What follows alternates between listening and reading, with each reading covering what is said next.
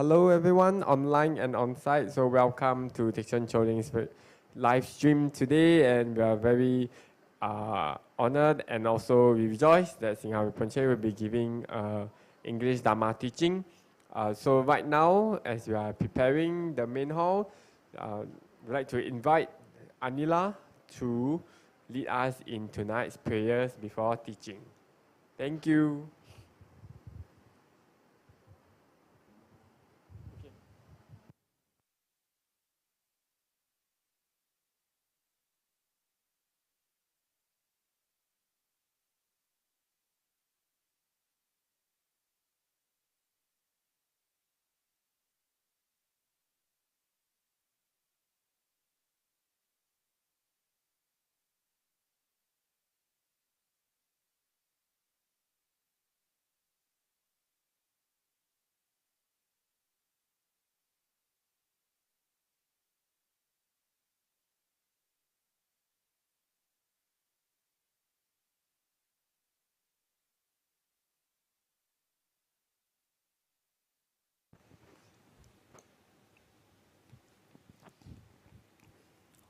Okay, let's start doing the prayers.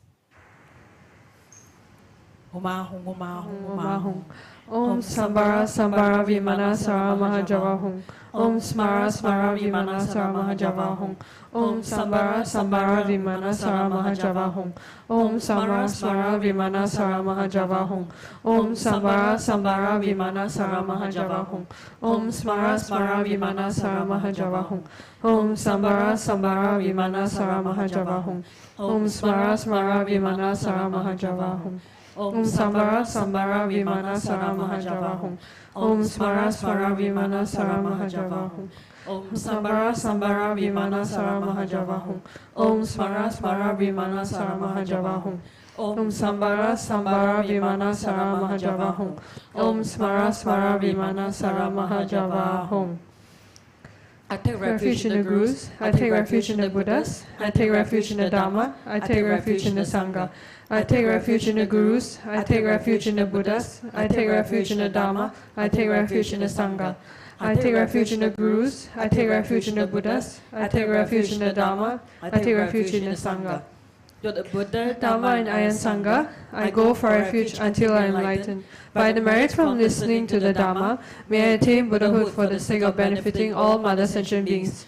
To the Buddha, Dharma and I am Sangha, I go for refuge until I am enlightened. By the merit from listening to the Dharma, may I attain Buddhahood for the sake of benefiting all mother sentient beings. To the Buddha, Dharma and I am Sangha, I go for refuge until I am enlightened. By the merit from listening to the Dharma, may I attain Buddhahood for the sake of benefiting all mother sentient beings. In particular, I must achieve enlightenment quickly in order to free all the numberless kind mother sentient beings from the unimaginable oceans of samsaric sufferings and lead them to peerless full enlightenment. For this purpose, I must listen and thereafter put into practice the teachings of the profound Buddha Dharma. Yata, Shame, Shamavati, Shamita, Shatru, Ankure, Mankure, Marazite, Karate, Keure, Tezowati, Oloyani, Vishuddha, Nemale. Malapanaye Kukuri Kaka Grase Grasani Omuki Paramuki Amuki Shamitani Sawa Graha Bandhanani Nigritva Sawa Para Pavadina Vimutta Mara Pasha Sitapiva Buddha Mudra Anum Gatita Sawa Mare Buttarita Parishude Vigasantu Sawa Mara Kamani. I prostrate to the gathering of Dakinis of the three places, coming from the supreme holy site of space enjoying, who have the powers of clairvoyance and magical emanation, and regard practitioners as their offspring. Aka Samarata Shadarasa Mariape. Aka Samarata Shadarasa Mariape. Aka Samarata Shadarasa Mariape. Dayata Gate Gate Paragate Parasamgate Buddhi Soha. Dayata Gate Gate Paragate Parasamgate Buddhi Soha. Dayata Gate Gate Paragate Parasamgate Buddhi Soha.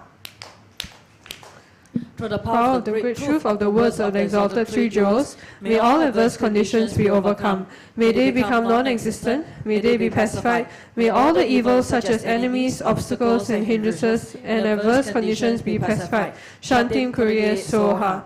May the 80,000 types of obstacles be pacified. May we be separated from adverse harmful conditions.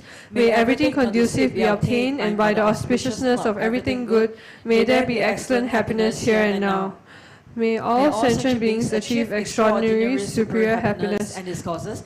May all sentient beings be free from the unbearable sea of suffering and its causes. May all sentient beings never be parted from the bliss of supreme liberation. May all sentient beings be free of all bias, attachment and anger to near ones and aversion to others. To accomplish my own and others' aims, I generate the altruistic intention to attain enlightenment for the benefit of all sentient beings. To accomplish my own and others' aims, I generate the altruistic intention to attain enlightenment for the benefit of all sentient beings. To accomplish my own and others' aims, I generate the altruistic intention to attain enlightenment for the benefit of all sentient beings. Reverently, I prostrate with my body, speech and mind, and present clouds of every type of offering, actually offered and mentally transformed. I confess all my negative actions accumulated since beginner's time, and rejoice in the virtues of all holy and ordinary beings. Please remain until samsara ends, and turn the wheel of Dharma for sentient beings. I dedicate all the virtues of others and myself to the great enlightenment. The Heart Sutra. Thus have I heard. Once the Blessed One was dwelling in Rajagriha at Vulture Peak Mountain, together with a great gathering of Sangha of monks and a great gathering of Sangha of Bodhisattvas. At that time, the Blessed One entered the Samadhi that expresses the Dharma called profound illumination, and at the same time, Noble Avalokiteshvara, the Bodhisattva Mahasattva, while practicing the profound Prajna Paramita, saw in this way. He saw the five skandhas to be empty of nature. Then, through the power of the Buddha, Venerable Shariputra said to Noble Avalokiteshvara, the Bodhisattva Mahasattva, how should a son or daughter of the noble family train, who wishes to practice the profound Prajna Paramita? Addressed in this way, Noble Avalokiteshvara, the Bodhisattva Mahasattva, said to Venerable Shariputra, O Shariputra, a son or daughter of noble family who wishes to practice the profound Prajna Paramita should see in this way, seeing the five skandhas to be empty of nature. Form is emptiness, emptiness also is form. Emptiness is no other than form. Form is no other than emptiness. In the same way, feeling, perception, formation and consciousness are emptiness. Thus, Shariputra, all dharmas are emptiness. There are no characteristics. There is no birth and no cessation. There is no impurity and no purity. There is no decrease and no increase.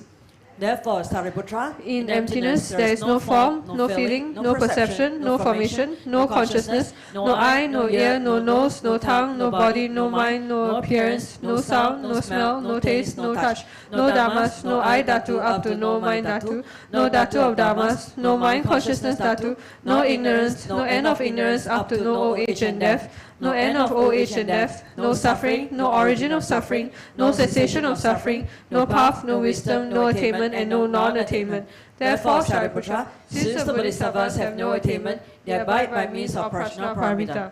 Since there is no obscuration of mind, there is no fear. They They transcend transcend falsity and attain complete nirvana. All the Buddhas of the three times by means of prajna paramita fully awaken to unsurpassable, true, complete enlightenment. Therefore, the great mantra of prajna paramita, the mantra of great insight, the unsurpassed mantra, the unequaled mantra, the mantra that calms all suffering should be known as truth. Since there is no deception, the prajna paramita mantra is said in this way: Tayata gate gate paragate parasamgate buddhi soha.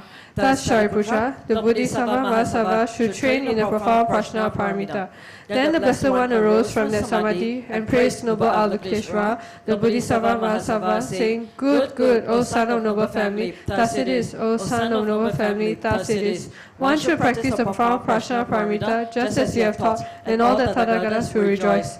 When the Blessed One had said this, Venerable Shariputra and noble Avalokiteshvara, the Bodhisattva Mahasava, the whole assembly and the world with its gods, humans, asuras and Gandharvas rejoice and praise the words of the Blessed One. Okay, we'll take a break here. And thank you, Anila. So tonight, special features of Vajrayana will be covered by Singha Rinpoche. So tonight's teachings, welcome everyone. So as we settle down, let's go through some announcements that's happening upcoming weeks.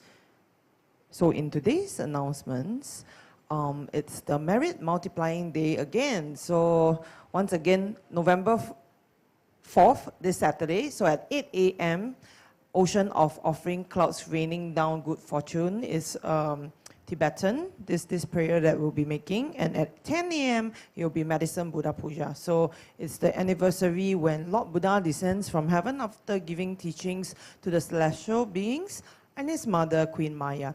So merits gathered from engaging in virtuous activities are multiplied by 100 million times on this special day. So you may offer lights and also dedicate your merits right here at Thich Choling. So please feel free to scan this QR code. So the closing date is on the 3rd and at 8 a.m. So thank you.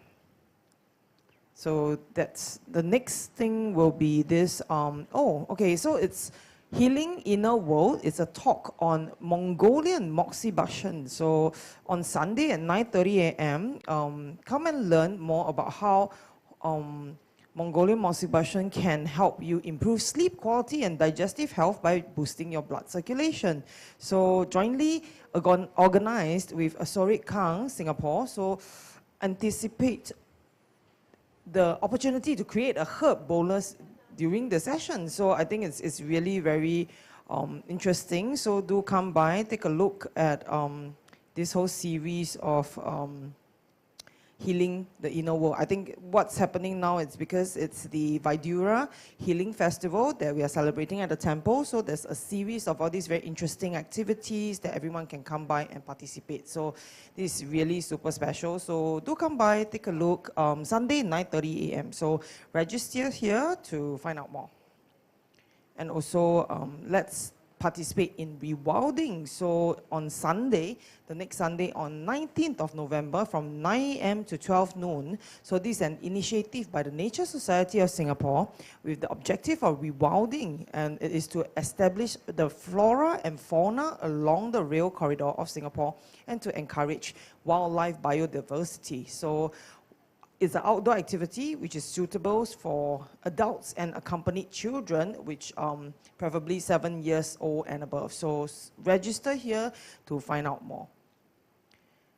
And it's time for Dharma Junior in Camp Kampong. So this year is the 15th year anniversary. So join us in celebrating this Dharma Junior's 15th year anniversary as we invite children from 7 to 12 to experience the joy of this year's Camp Kampong. So the highlights will include group games, nature walks, planting activities, outdoor cooking, and campfire. So this is going to happen this 2-day, 1-night special activity on the 25th and 26th of November, Saturday and Sunday.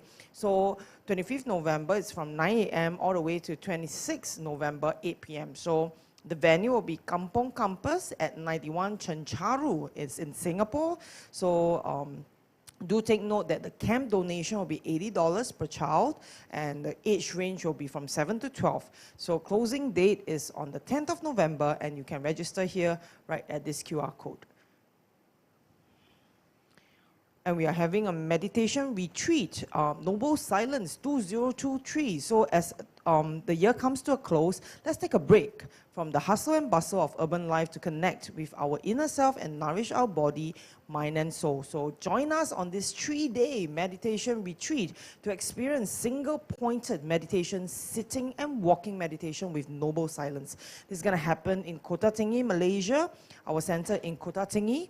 So it's in Johor. So the instructor will be Keith, our Dharma brother, and also the language will be in English. So register here to find out more.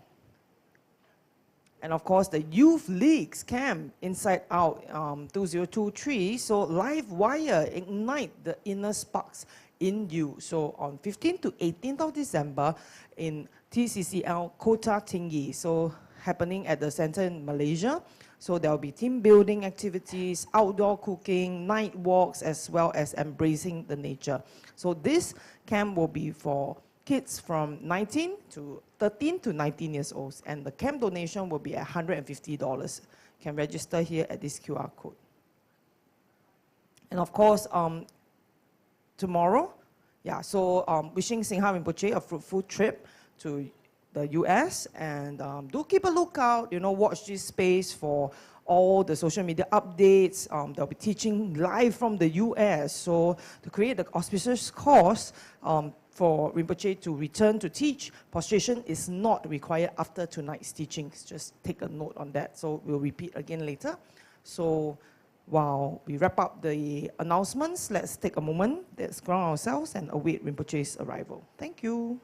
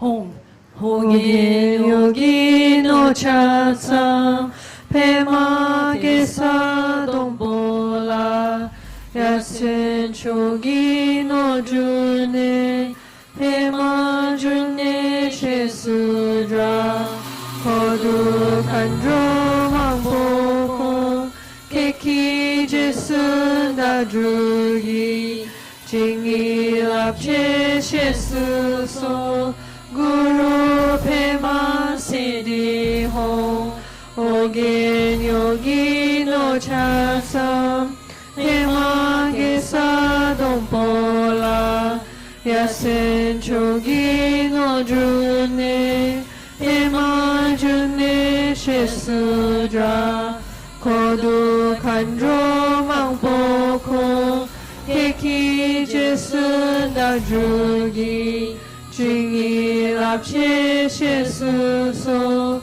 Guru Pema Siddhi Ho.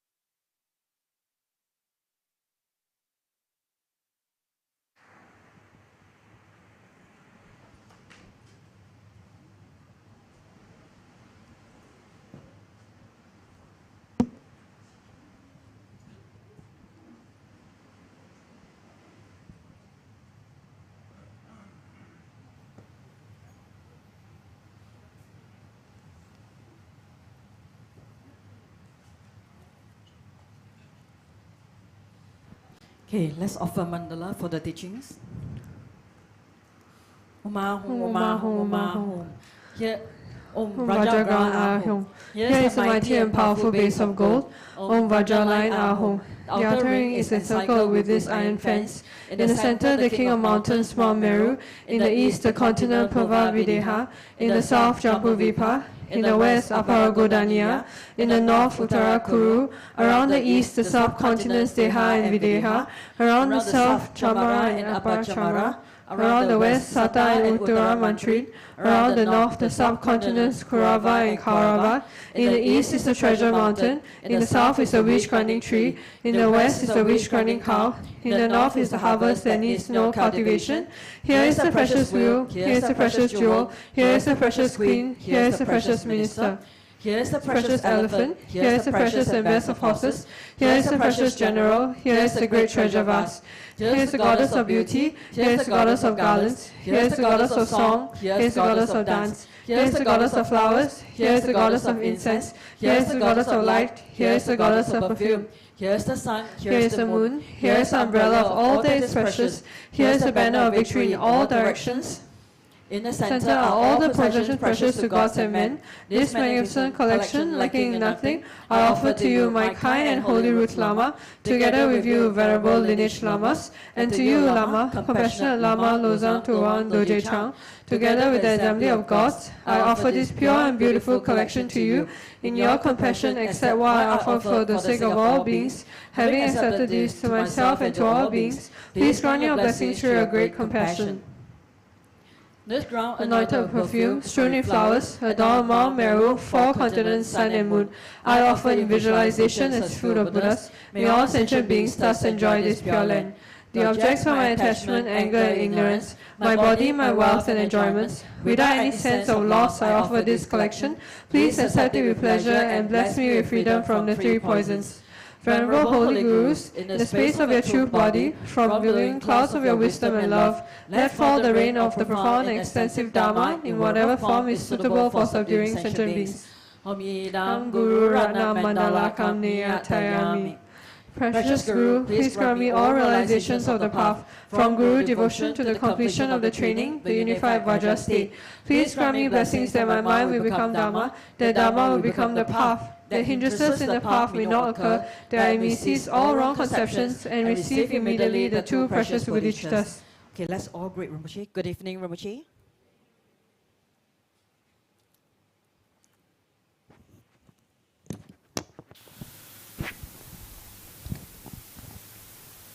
Good evening. So today's topic is what the special features of Vajrayana. It was originally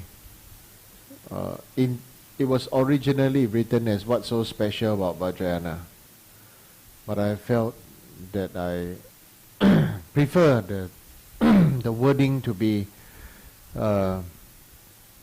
what are the special features of Vajrayana. So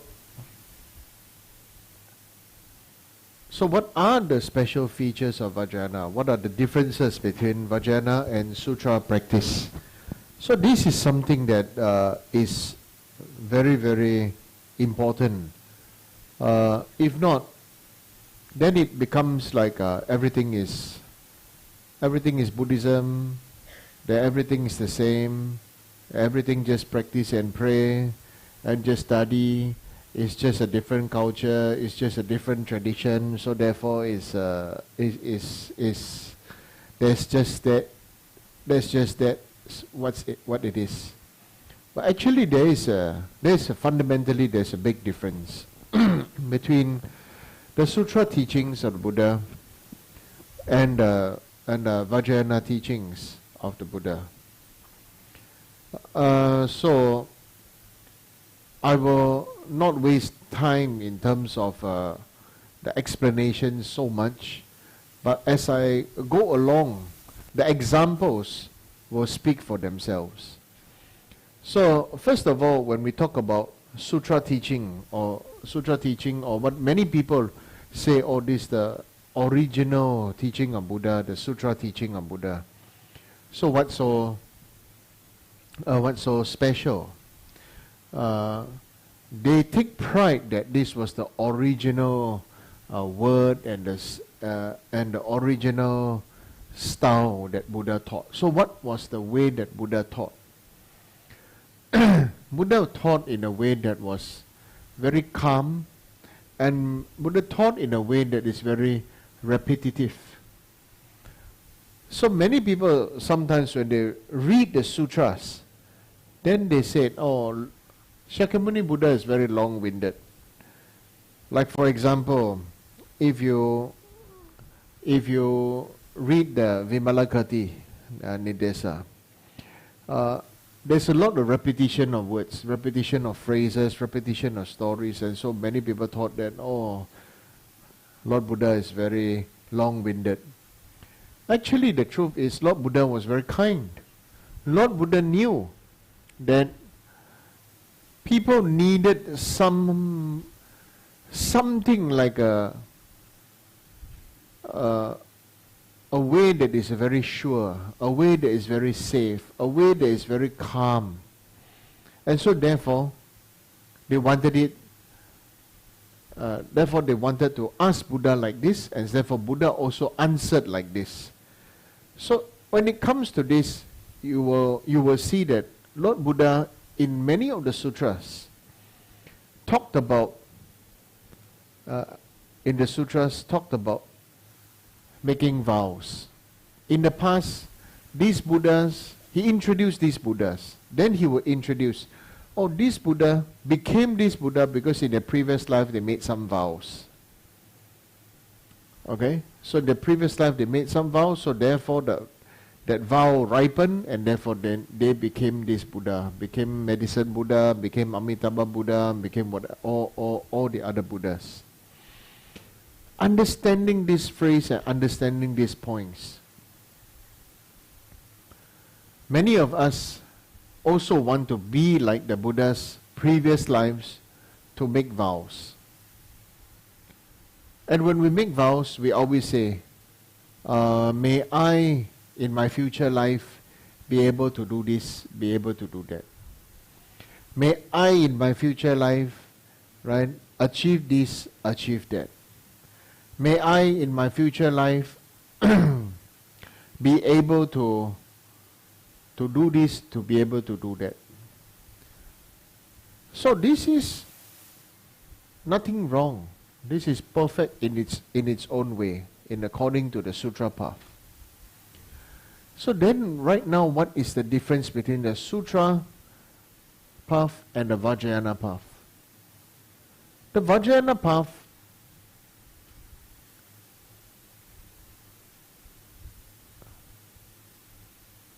really puts in the effort of making us train for long-term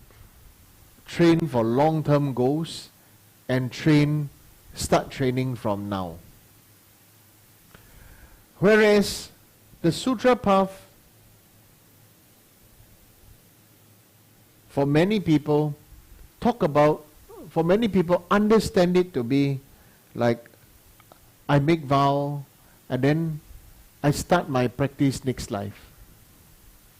This life I cannot, next life I do. Right? But the Vajrayana path, let's do now. Whether you do it well, whether you are successful, the main thing is sow seeds and not drop bombs. So when we sow seeds, slowly the seeds would grow, slowly the seeds would grow like this.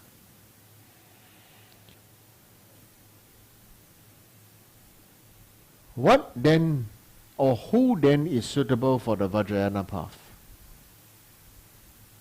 Okay? Vajrayana Buddhism is not for everybody. Sutra Buddhism is perfect for everybody. Why? Sutra Buddhism, why perfect for everybody? Oh, now I practice, now I cannot, now therefore future, then I pray in my future life, I can do like this. Vajrayana is not suitable for everybody, because Vajrayana needs to have people who are very impatient, who are very bad-tempered. Vajrayana practitioner. If you are very bad-tempered, you are very impatient, okay? If you are very righteous, okay? And you want things to happen quickly, and if you are a control freak, okay? And you have OCD, okay? Yeah, then you are very perfect for Vajrayana. Honestly. Okay? Sutra path don't seem to have that wanting to take the responsibility for now. So everything start from next life. Everything start from next life. It's very similar to when people practice Dharma, they say, oh, now I'm still too young to practice. When I grow older, then I practice. Now it's just I study and I play, then maybe next time slowly, then I do. This kind of thinking will explode in our face sooner or later. Okay? You don't know when you are going to die. As we get older, we feel that we may be able to settle down more.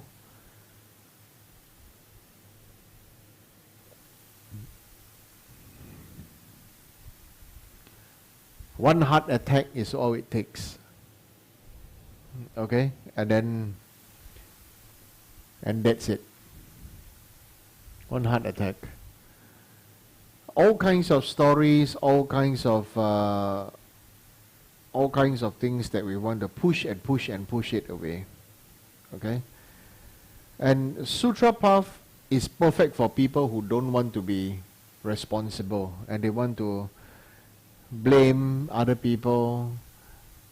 So if you are the blamer type and you're like the type that want to blame other people, the type that don't want to be responsible, that other people take the responsibility, and you like to be on the receiving end, okay, of other people's charity, then Sutra path is perfect for you.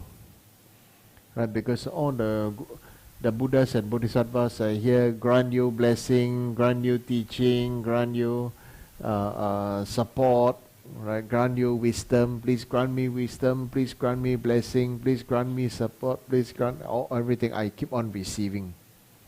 Okay? So like I said, Vajrayana, only those people who have these special qualities are most suitable. OCD, obsessive compulsive behavior, oh, perfect for Vajrayana. Bad temper, perfect for Vajrayana. Okay? Yeah. Those who are self-righteous, perfect for Vajrayana.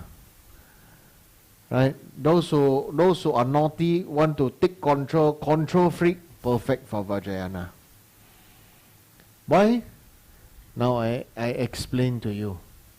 Is that people who may be angry, who may be OCD, who may be control freak, who can be everything, actually they are the type of people who will take action. Right? There will be another type of people who don't take action. Never mind lah. We offer victory to them all.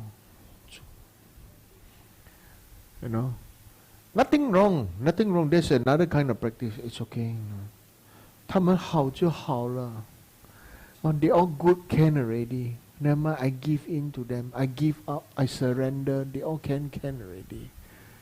Okay? Yeah. But the special features, the kind of student that need to be, that need to be, you know, a bit naughty, rebellious, this type, then these are the special qualities that you need to have for Vajrayana practitioners. Now, why do I say that? You may think that I'm joking, right? But I'm not joking. As a Vajrayana practitioner, you need to use all these special attributes that you have, okay, and turn them into special applications towards your own Dharma practice. If OCD, then clean your house and mandala and the altar table perfectly. Clean yourself, everything all perfectly, isn't it? Right? If you have a very self-righteous mind, then you are righteous towards yourself and you keep your vows pure and clean and keep kindness, right? You have a manifestation of kindness for other people, right?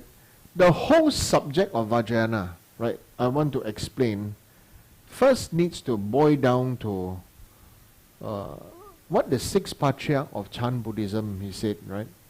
Yeah, in Chinese, very famous phrase. Yeah, 菩提本无树，明镜亦非台，本来无一物，何处惹尘埃? Right? So very famous phrase. Bodhi itself is not a tree. Right? Bodhi is the heart or the spirit of enlightenment. Right? Chitta is heart. Bodhicitta itself is not a tree. Bodhi is not tree, because many people say Bodhi tree. Right? 明镜亦非台. I want to have my personal translation on this. 明镜亦非台. A reflective mirror is not reflection. Okay? 本来无一物. Actually, things are of empty nature. Right? That's why things can change. Right? A seed can become a tree. Just takes time and the conditions. 何处惹尘埃? Right? Since everything is interchangeable, why stain yourself with all kinds of the dust of afflictive emotions? Right? So that because we have, therefore we are very suitable to practice Vajrayana Buddhism. Right? If you are a little bit, you are very, very easy angry, very easy this and that, then very good, because this anger used to reflect in ourselves. Teaching Choling's logo is a mirror, right? Right? A reflective mirror is not reflection. You can be a master polisher of mirrors, but you may not. You always look at whether the surface of the mirror is shiny, smooth, clean, and everything, but you never bothered to look at your own reflection. Right? So similarly, many of us, what we do is we are perfectly practice the form of Buddhist practice, but we didn't reflect upon the meaning into our own mind, our own self. Lama Sopa Rinpoche says, oh, these are really very special. We have to do this and do that because that person did even for this, he helped this person, even the person is non-Buddhist, is a Hindu, is a Muslim, is a Christian, still going to help, right? Willing to help, willing to practice, willing to benefit others, even if other people harm us. So if other people didn't harm us but just didn't listen to us or didn't do the things that we feel they think that they should do, then it's also something that is meaningful for us to reflect. What is this controlling about? Controlling and this control freak to control other people, to control the outside, is the sign that we should use this controlling energy to see ourselves. Did we understand our own emotion?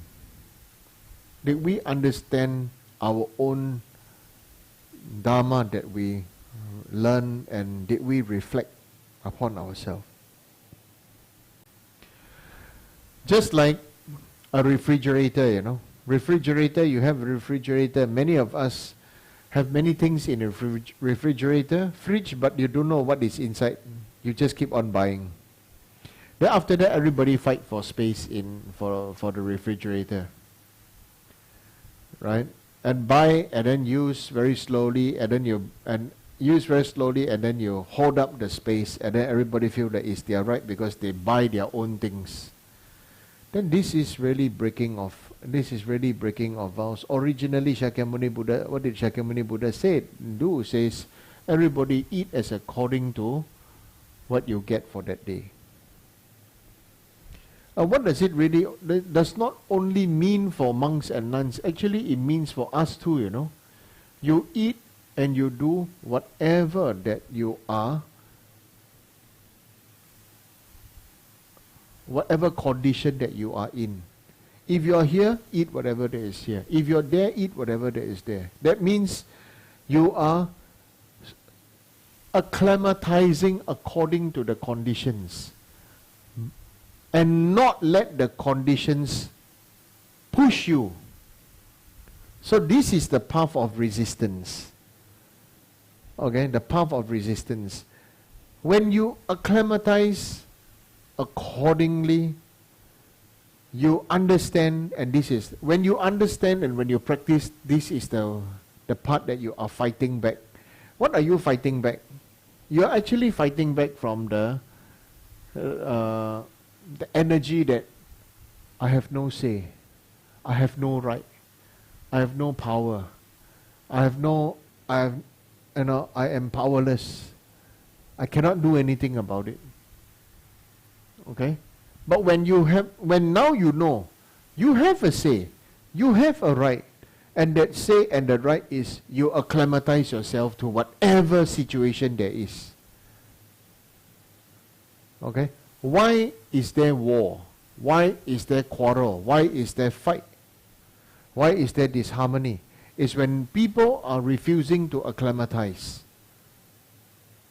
Not only the new person come here need to acclimatize to you, those people who are here already also need to acclimatize to the new persons.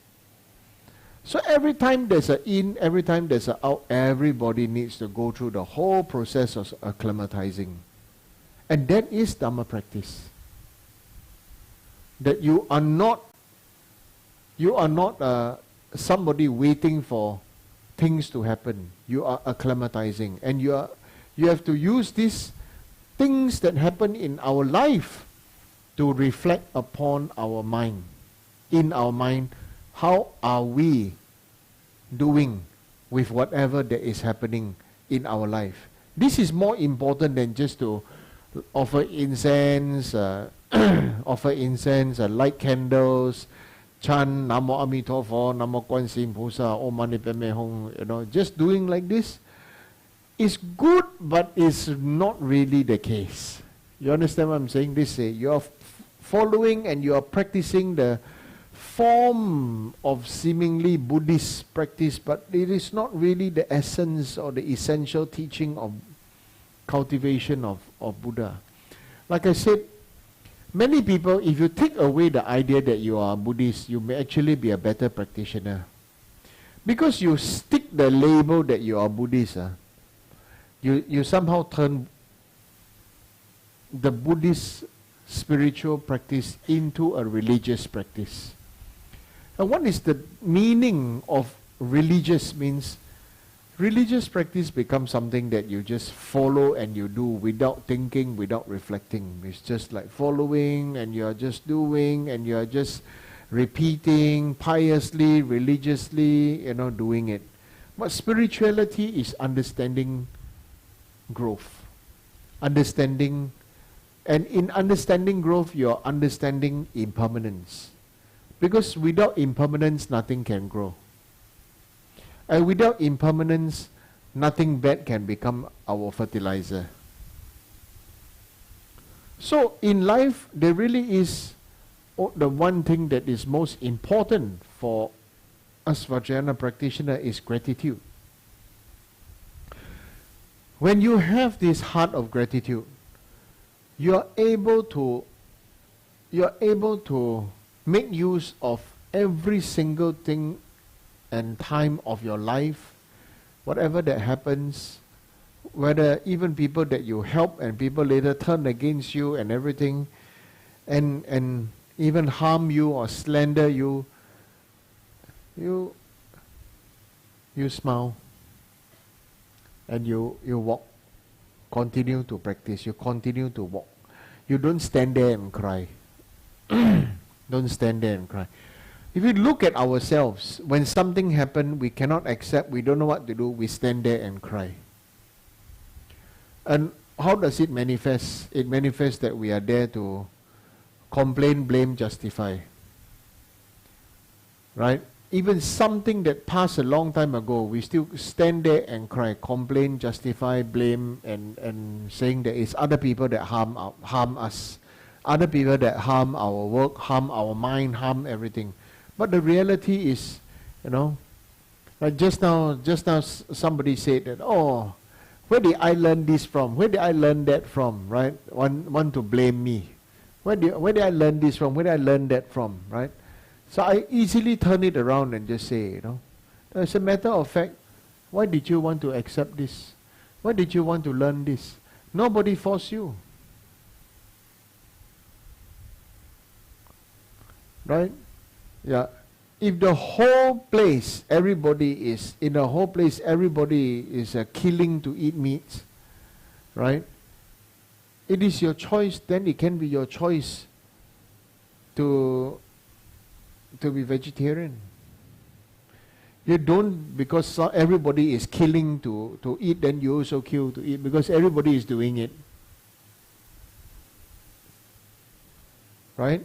So the whole purpose is to take responsibility. If you are the kind of person that can dare to take responsibility, Vajrayana is the best for you. Because like just now what I said, if you dare to make the changes, if you dare to get angry, if you have OCD, you have all this kind of thing, it really means that you start to be responsible and you start to use all this whatever you have to make it into a positive change. That itself is not only just mind training, and that itself is also telling us that this is where we start to practice from now and not wait until next life. Okay, and not wait until next life. The other day, yesterday, during Chitamani Tara Puja, I gave some advice when it came to doing the pujas. When we all come together to perform puja, we always think that we are the one doing puja, right? Right? We are the one doing puja. And that's where the puja fails.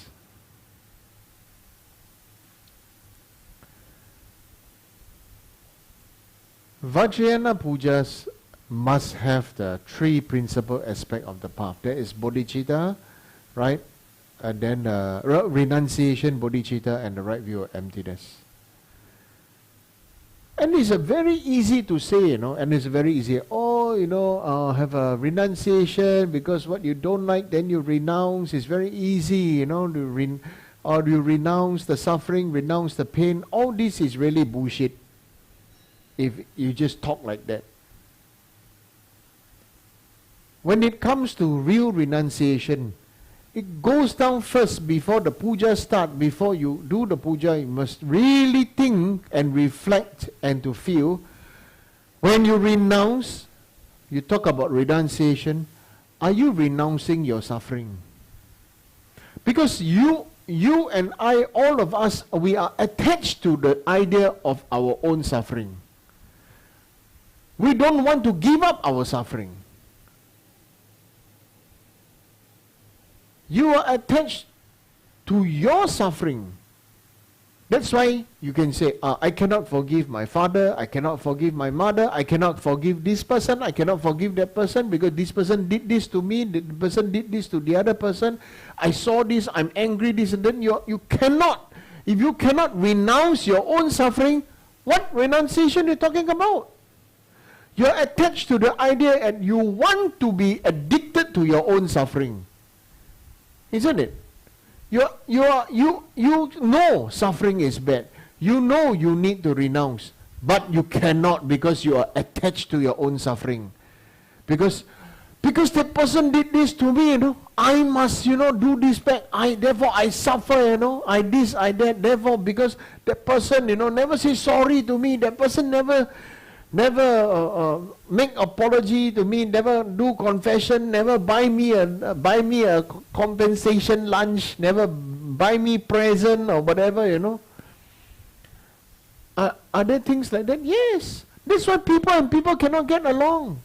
Because last time, before you come, I do this work. Now you come, you want to change the style of the way that you are volunteering. Because the way I volunteer is the way I used to volunteer, Now you volunteer, you newcomer, new bird, want to come and change the way that is being done. Huh? How can you do this to me?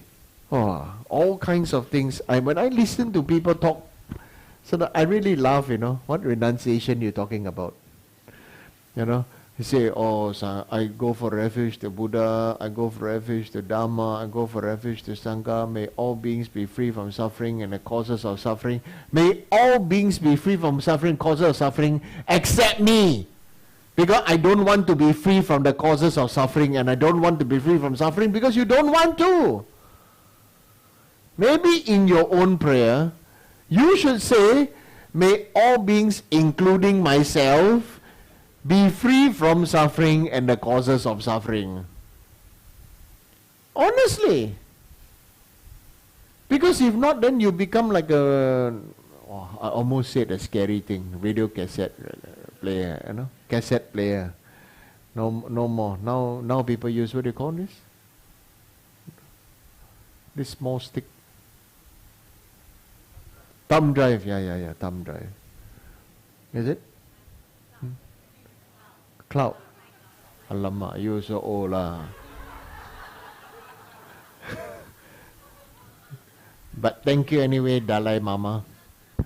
Okay, Dalai Mama. Right? Some of you think I'm joking, right? Making fun of him, Mama. His name is Mama lah. Mama is his real name, his surname. Okay, so that's why I call him Dalai Mama. He's not Dalai Lama yet, but Dalai Mama definitely. So anyway, so you see, these many things change so much. External environment change so much, but internal environment, when people get angry, say, wow, 20 years ago that person did this, 30 years ago that person said that, Hiya. Correct? It's really, when I hear all these things, I feel like Uncle Roger, and hiya, this, yeah. Why all these long time stories still want to dig up and say, Huh? Yeah, Hobbit. You know, because of the hobbit, right? That's why I tell you, definitely, what's this? One show got hobbits, right? What show is that? Huh? What's the name of the show? Lord of the Rings, yeah, definitely got Cantonese friend. Hobbit leh? Hobbit, yeah. Right. Everybody says I tell cold jokes. Right? Very cold. Huh? What do you say? Say louder. Okay. Yeah, so when it comes to renunciation really means you need to renounce your own suffering. The causes of your suffering, which is your own attachment to your own ideology.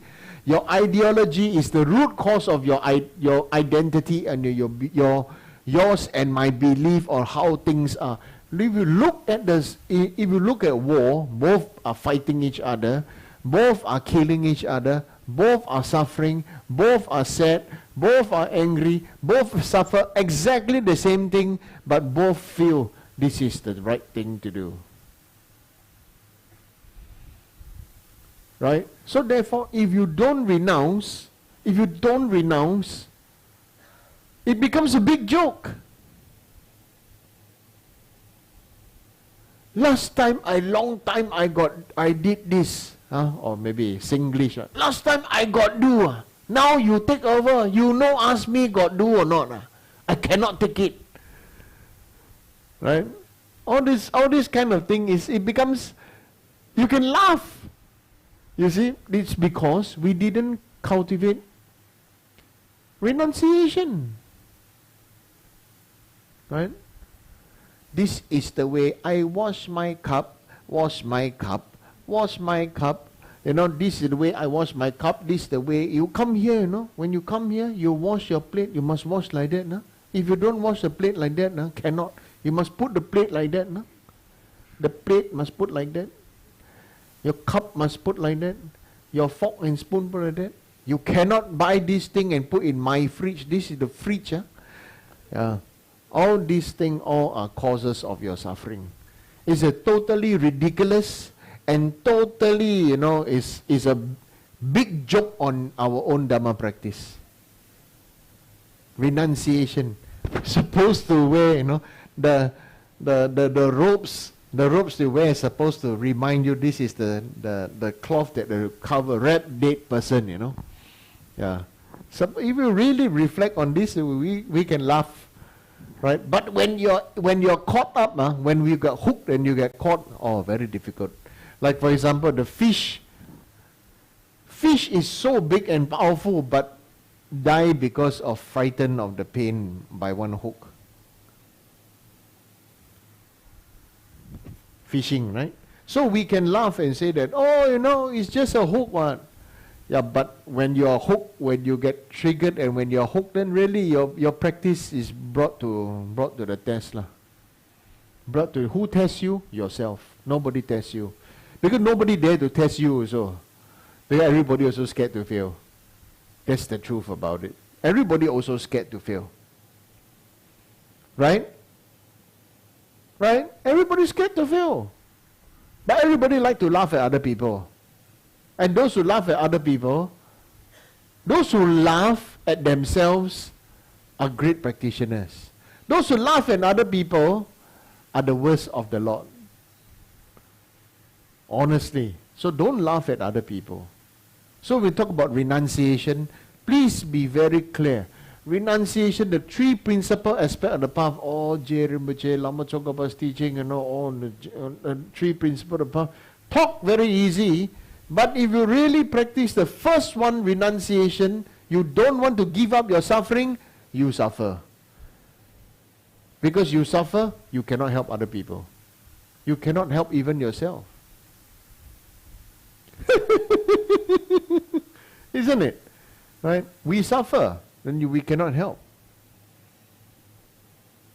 Right? If you don't know how to cook, you cannot cook for yourself and cannot cook for others. You're always reliant upon other people who can cook. Right? Next one, bodhicitta. So easy to say, oh, may I become a Buddha to liberate all sentient beings. Mouth is very easy to say, right? If you don't want to give up your suffering, how are you going to encourage other people or lead other people to give up their suffering? Where the bodhicitta come from, it must start from the renunciation, that one. If you don't even, I feel free time we should regularly watch the Matrix, you know. The original first Matrix. You want to take the what pill? Red pill and the green pill or whatever, you know. Take the pill and then you see the truth. Nobody wants to see the truth. Nobody wants to hear the truth. But the truth is, it's easy to say, I want to liberate all beings from suffering. Imagine, oh Buddha, Guru, now I take the Bodhisattva vows, I pray, I take all the vows to liberate all sentient. May I become Buddha so I can liberate all sentient beings from suffering, but I don't want to release myself from my own suffering because I enjoy to suffer. I want to take revenge. I want to see the other person die before me because that person said this, said that, did this, did that. Then, now you understand? The bodhicitta can only be firm when you start to take responsibility for your own renunciation.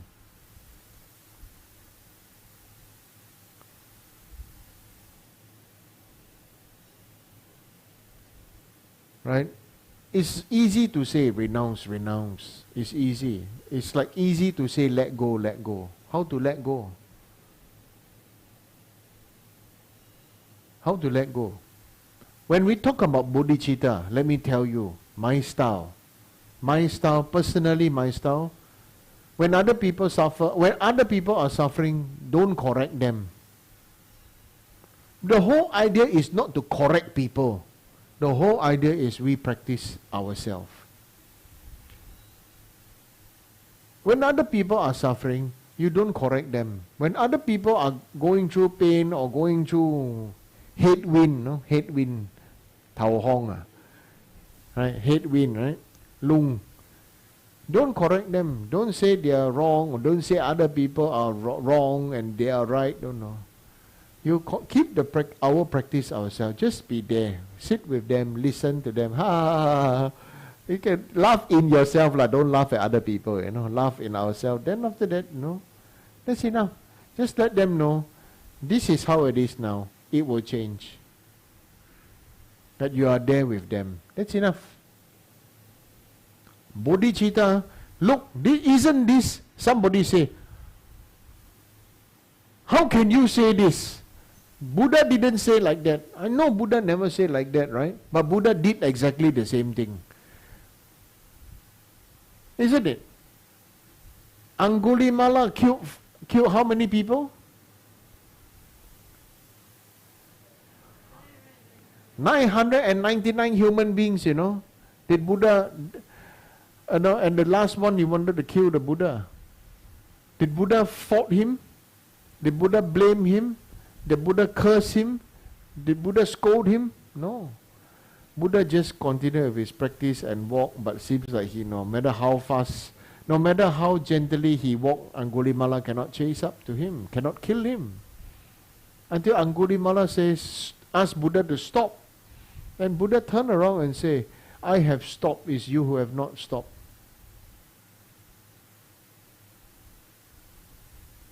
Right? And so, look what Buddha did. Buddha gave him kind advice. Buddha gave him love. Buddha called him my child. Then after that, Buddha encouraged him, forgave him. Buddha asked him to become a monk and then do meditation, do everything, purify, and he became an arhat. But Buddha also couldn't do, Buddha, knew that the karma was, everybody stoned Angulimala to death after he became an arhat, to revenge.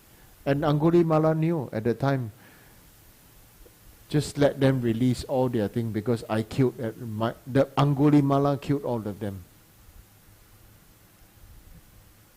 You understand? Right? So, look, during this time, was Buddha there? Buddha was there. Like now, When we are going through our up and down, when you like Buddha, you praise Buddha. You don't, when you are suffering, you say, why you never help me? Right? Like whatever that is going in our life, we always find somebody to blame. When you cannot find any human beings to blame, blame the Buddha, blame the statue. Blame the Buddha or blame the statue. This is how things in the ordinary world system is. Bodhicitta can really must have its roots in firmly grow very firmly through practice of renunciation. If you cannot renounce away the suffering of your own suffering and renounce your own suffering, you cannot think that how you want to become a Buddha, because a Buddha cannot love to have his own suffering. You understand? Buddha cannot love to have his own suffering. Because Buddha wouldn't want to have suffering of jealousy, of anger, of ignorance and everything. So, renunciation and bodhicitta, these two, really is unbelievable. Though when it comes to third one, the right view of emptiness, right? What is the real purpose to say the right view of emptiness is freedom from the four extremes. Extreme of permanence, okay? The extreme of true self, right? I am real, other people is real, extreme of permanent, and nothing exists. The four extremes. When you can have the real feeling that when you generate this feeling, the right view of emptiness, everything is happening because of a previous cause, but the conditioning that is happening now is also impermanent, and everything is, do you know who are the people who are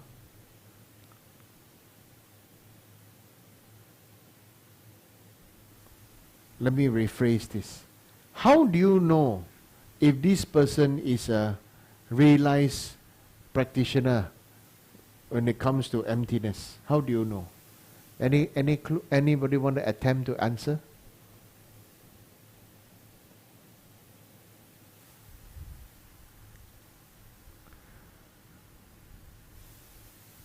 Because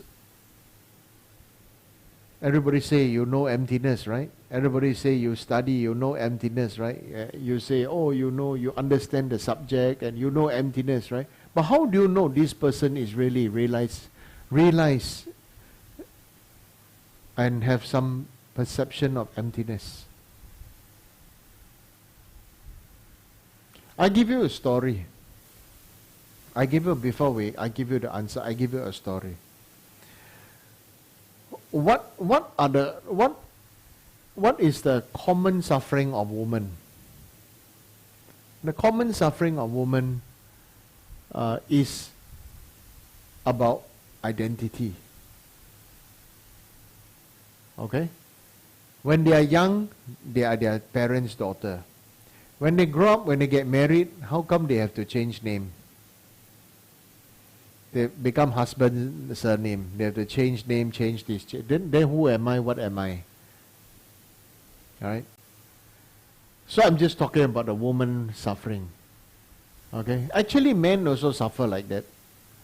Okay? But men don't have so much of that suffering of the surname suffering. Men is the suffering of who am I? What am I supposed to do? How come I have to do everything? Okay? So nonetheless, both men and women suffer from identity. For that the reason, when you take refuge to Buddha, Dharma and Sangha, you are given a new name. This is the practice that you are the continuation of the past you to your new name. So isn't that past life and past. The old you is your past life, and the new you and the new name given to you is your current life. Okay, and the every day after is a future life. Okay, past, present, and future. It happened continuously. Past, present, and future happen continuously. So when a person who is real, a practitioner, who really has a direct perception of emptiness, one of the signs is very easy. Buddhist, Vajrayana Buddhism always talk about this term, but really don't really understand. It's just like coming out very easily.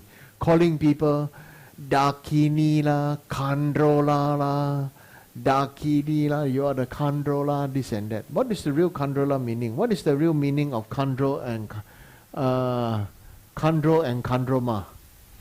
Dakas and Dakinis. Kandro and Kandroma means they understand that every single moment is the dance of past, present, and future. Every single moment is called the Bado, in between. In our life and times, we suffer so much to want to have something called permanence, right? We want to have a permanent home, permanent name, permanent housing, permanent identity, permanent income, permanent this, permanent that, isn't it? Right? Who don't want to have some security and permanence, isn't it? But the reality is, what is permanent? The reality is none of these things are permanent, including ourselves, including our health, including our name, including our life. So at every single moment, we should all really be practicing as Kandros and Kandroma, Dakas and Dakinis. That's why when you are turning the Damaru, the what do you call this? The beats that is turning, hitting the skin on the drum, they're always in the between. Even when they hit and they move immediately, they touch and immediately they go. And when they hit the skin, it becomes dong, the sound.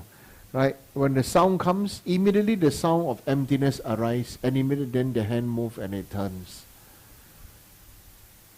Okay? So everything is a touch and go, touch and go, touch. That's why the Vajrayana practitioner is holding this this Damaru. Everything is a touch and go. Nothing is permanent. Don't fixate everything that you think. Even you have building, even you have this, even you have that. Everything continuously, all conditioned phenomena is suffering, is impermanent. Even this building is a conditioned phenomena, isn't it? This old building built 100 over years ago, at that time the people would have thought, now we got a permanent place. Now, so permanent for the next 100 years, right? Their body already died. Their body already died. So everything, life after life, birth after birth, everything is a touch and go, touch and go, touch and go. What is the effect of being to practice the view of emptiness? Is understanding this dance of emptiness is everything as, number one, as touch and go, and number two, everything is a frequency. That's why when the drum a drum and when a bell, and we have a musical instruments, right? When we do puja, why are they musical instrument? Because the understanding that everything is about timing and frequency. Whether we are willing to all synchronize together with different musical instruments as offering of music, and therefore the offering of music itself is the offering of emptiness, offering of the practice of emptiness, the offering of practice of body, speech and mind, and therefore it's also the offering of the recognition of the nature of our current mind, current human mind. Many people want to practice Dharma to recognize the nature of the mind. nature of mind is only this current life human mind. There's no point to understand the nature of the mind. Better to perceive the luminosity of the enlightened mind, of the Dhammakaya. To recognize the four bodies, to recognize and to discover our own four body of the Buddha. You understand? So within each and every one of us, before we come together to do puja, you really need to have renunciation, you really need to have bodhicitta, you really need to have right view of emptiness. Which the first thing is, you must know you don't want to suffer.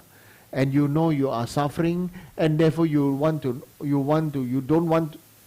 suffer, and you don't want other beings to suffer, and so therefore you don't want to suffer also, and you want to practice to benefit other beings.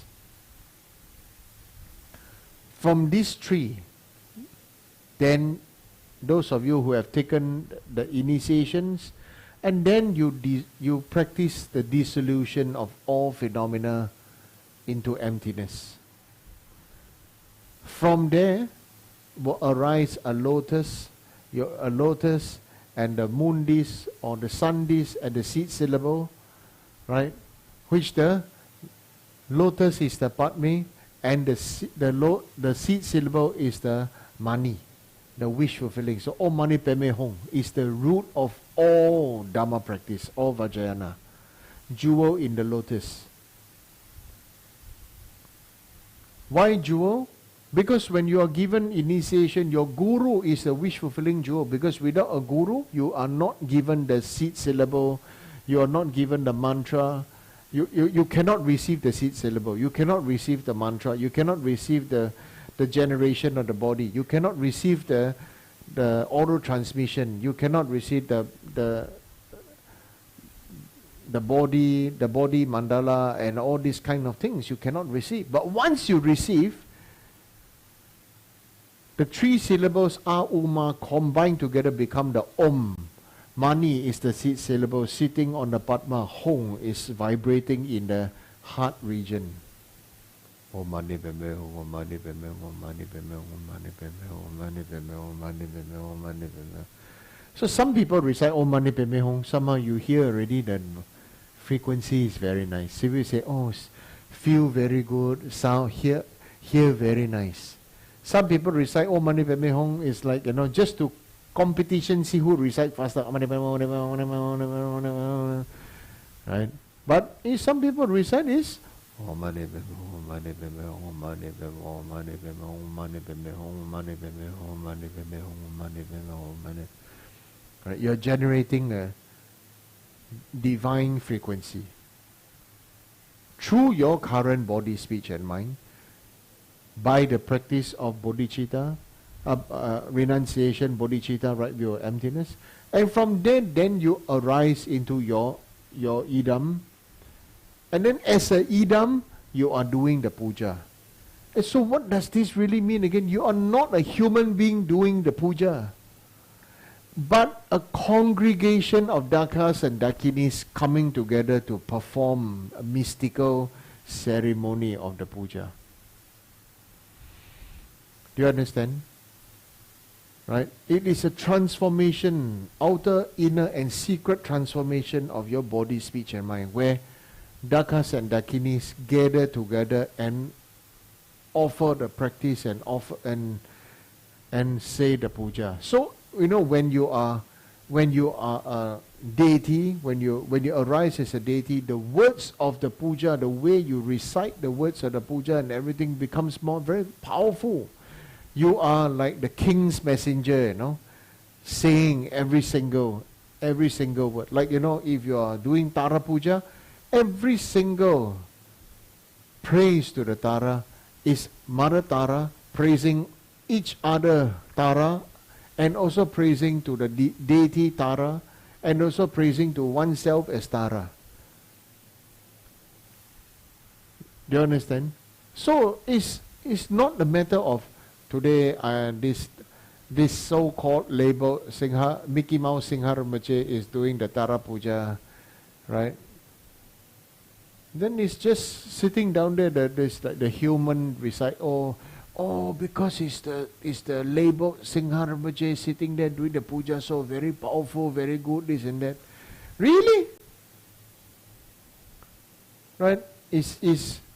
Or are you making use of Singha Rinpoche to make you feel powerful and make you feel good? Actually, everybody's power is the same, you know. If and when you are willing to give up your suffering, you are willing to free all beings from suffering, therefore have bodhicitta and the understanding emptiness, you then be free from depression. You'll be free from depression, you'll be free from the idea that, people are trying to forget me, people are trying to forget my existence, and this and that. Why do we suffer from all this? Because we all have been using our whole life to build our identity and our existence. And therefore, even when we are alive, we are afraid that other people will forget us. And when we are going to die, we are facing a definitive fear that people will forget us, and we have such a strong sense of ego that the planet Earth will not turn when we are no longer here. The truth is, who cares? Right? Planet Earth will continue to spin. You go around the sun, and even the sun and everything, all the planets are going forward. Nothing is just standing, floating by itself there. Right? So, Vajrayana is really good for those people. Remember, if you have anger, if you have self-cherishing, if you have OCD, if you are a little bit critical of self and others and everything, use all your application within yourself and to reflect on yourself. Okay? Reflect on yourself. Remember, whatever thing we have is an object to collect dust. Anything that you have, anything that you treasure, that treasure is a perfect, will be called the perfect receptacle of dust. Right? Isn't it? More precious the thing, the more you want to the more effort you need to keep it clean and everything else. Because a little bit of dust you cannot take it. So the most important thing is have a clear mind to see the empty nature of external things and internal things. Okay? You understand? Any questions? No questions? Good evening, Rinpoche. We have a question online. It says, "Hi, Rinpoche, could you explain the Manjushri mantra practice to gain wisdom and memory power?" You see, making use of Manjushri to get wisdom and memory power. The wisdom for who? Wisdom for what, So you see, very classical thing. This is the way many people are practicing. Recite this mantra, you get good wisdom. Recite this one, then you get good memory. You're going for the side effect, not for the actual enlightenment, awakening. You see, there's nothing. Okay, there's something wrong with it, but all I want to say is this: this is a phase. Okay, I cannot remember the explanation of the mantra, so I cannot give you. I cannot remember the explanation of the mantra, but if you want, then you recite the mantra, but just by blind recitation of the mantra, definitely have some benefit, okay? But to have wisdom, you need to start reflecting the nature of what I said just now versus cleaning the mirror. Okay? Just reciting mantra is cleaning the mirror. Reflecting is using the mirror. Okay?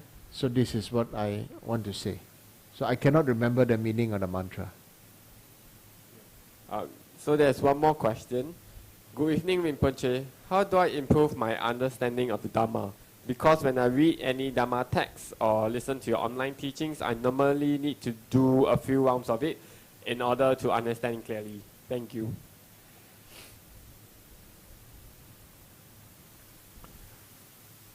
Then do it at your own pace. Listen to a few times, internalize it, reflect.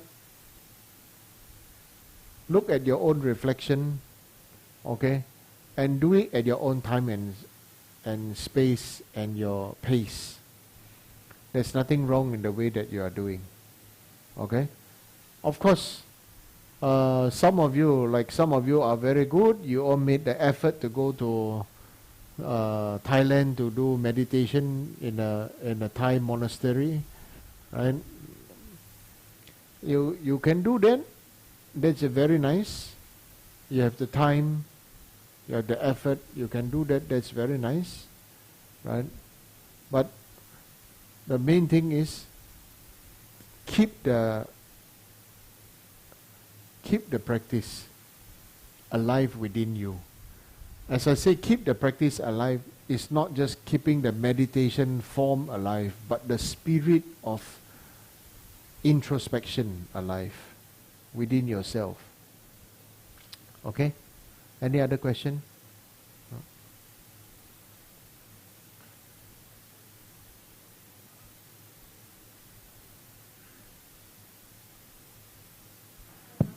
Hi, Rinpoche. In the path of practice, right? I always pray that I will take responsibility for my own action. But how come the practice is like as the more we do, the more a lot of disappointment, and then the feeling is not rising up, but it's always like sinking down. Is it something wrong? Or we cannot get out of it, like something like that, like inside the tornado.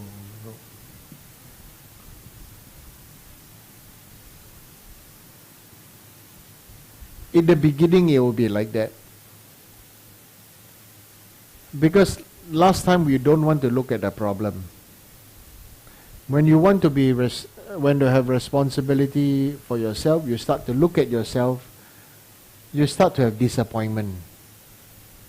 But right now you have to ask yourself this question. What are you disappointed about? Your ego disappointed? Your disappointment with your expected results? You're disappointed with other people's behavior or the lack of your expected behavior? Then you are the control freak. Imagine, why don't you grow 10 soya beans and expect every single soya bean plant to grow, the seedling, all the leaf must this way, all the leaf must this way, the second leaf must this way, and all of them fall in, all of them perfectly listening to you? It's impossible. Then disappointed, I grow soya bean. Why you? Same pot of soy, same seed, same water, same light. Your leaf grow in different direction. Some fast, some slow. Some fat, some thin. Right? Why I'm saying this is, I grew some chili in my flower pot, right? And every single chili plant are the same pot, same time, same, everything same, all different result. Do I want to be disappointed? Right? Don't waste time being disappointed. Soldier on. What is the purpose of the disappointment? If it doesn't serve you to become a better person, forget the point of disappointment. Better be continuously to see the nature of my mind. Like I said, you were not here in the earlier part of the teaching. maybe you should go and re-listen to the renunciation part. When you listen to the renunciation part, maybe it will answer your own question. Yes, any other question?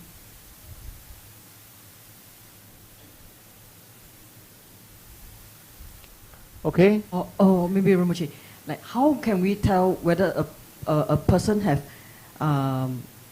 actualized the to actualize right view of emptiness?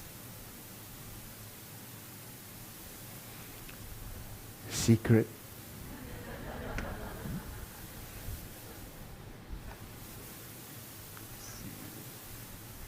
Okay?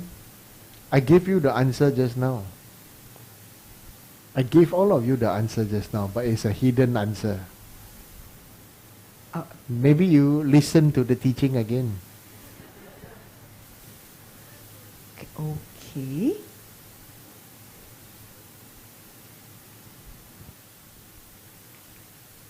Any other questions? I honestly gave you the answer. I gave all of you the answer. You mentioned something like can like for example the Dakas and Dakinis, they can every moment is they aware of the past, present and future. They dance. Mm-hmm. Huh?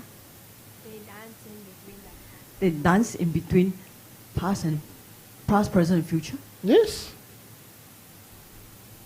Those who dance are the dancing Dakinis. Right? And therefore, if you can dance you can do the dance of emptiness, that those people are real awake, the real awakened ones.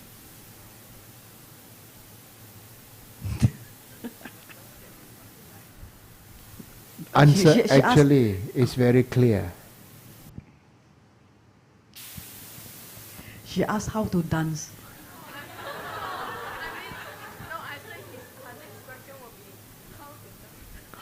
How to dance?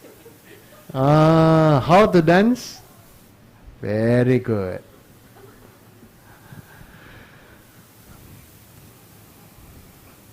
Everything is a dance. Everything is a dance. Similarly, everything is a ritual.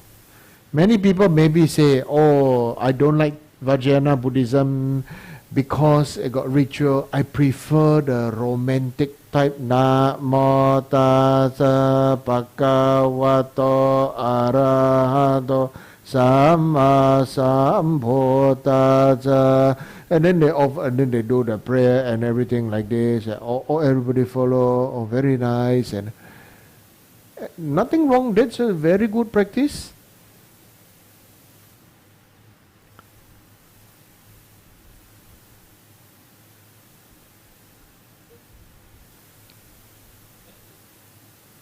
The dance of emptiness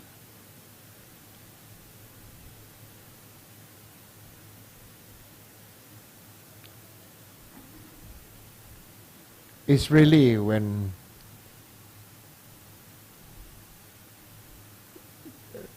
you agree to let other people use you to be the connecting wire from past, present, for past, present and future at every single moment.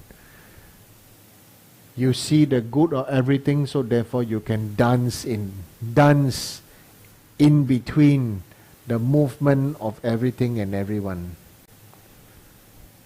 Just like a butterfly can fly to all the different flowers to drink the nectar, the honeybees, similarly the great beings are able to be amongst all suffering beings, be amongst them, but not be affected by them. But can, in the same group of people, some people having depression, some people having the best time of their life, some people are facing the first experiences of work, all kinds of different kinds of time and age and energy, to be amongst them and yet unstained by them. This is the supreme dance. Okay? And this dance is known as the dance, like I said just now. What did I say? Everything is touch. Touch and go. Touch and go. touch and go. That's why Malaysia, the card touch and go. Very good. Huh? Yeah. Right? Yeah. Tibetan had the church drum, dong, dong, dong, the touch and go, right? Yeah. Malaysia have touch and go, touch and your money go.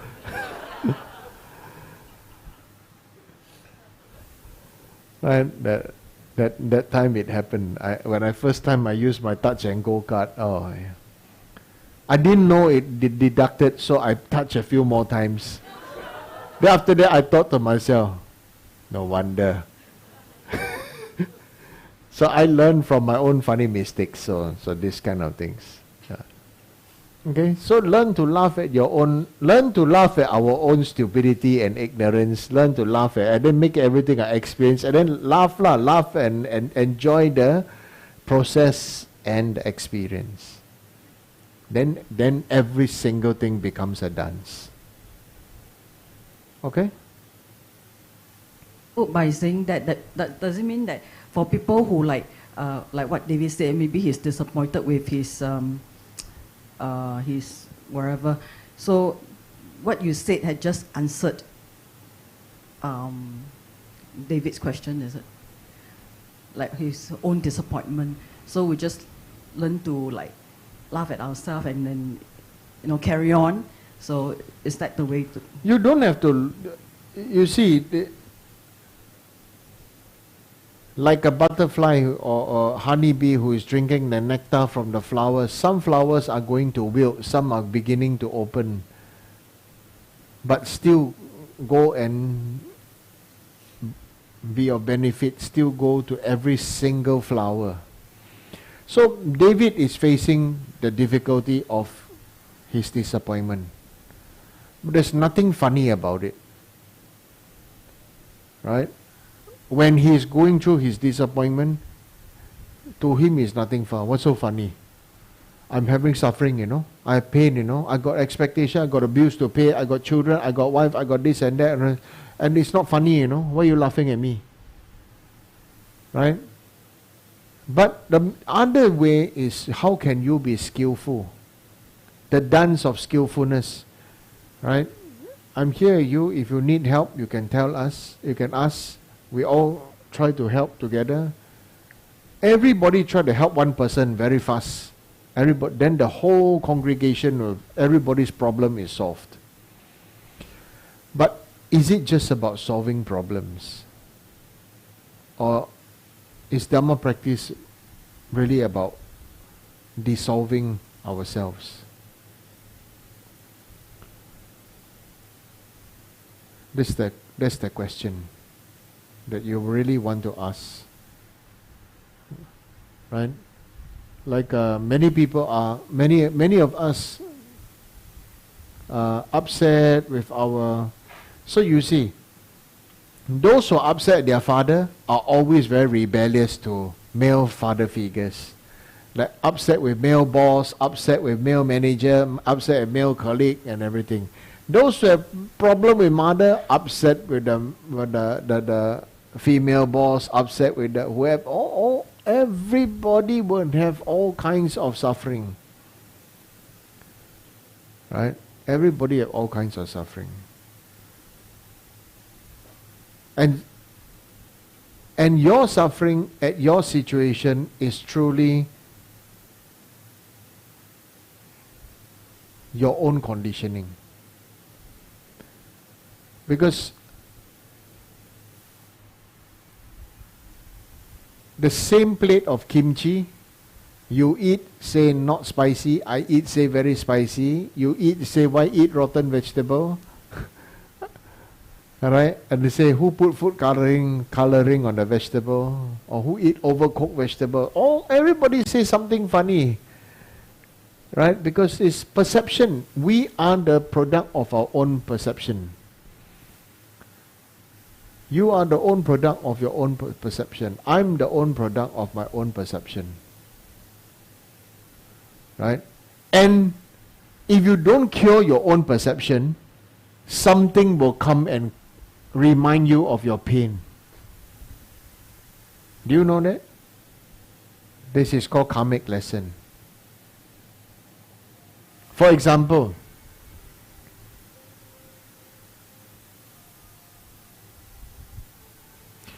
if you are stubborn, even though everything is good, but you are stubborn and you refuse to forgive,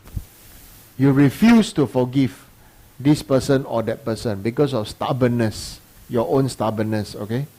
You will meet with somebody who is also facing the same issue as you, and is also very stubborn and always will just come and stick to you and find you and tell you the same problem that you are facing. But you may be blind. You may be blind to it that you are also facing the same problem as me. But on the other hand, you know what you will say? You say, you will always be angry at the person who is facing the same problem as you, because you have the same anger or same issue that you cannot solve.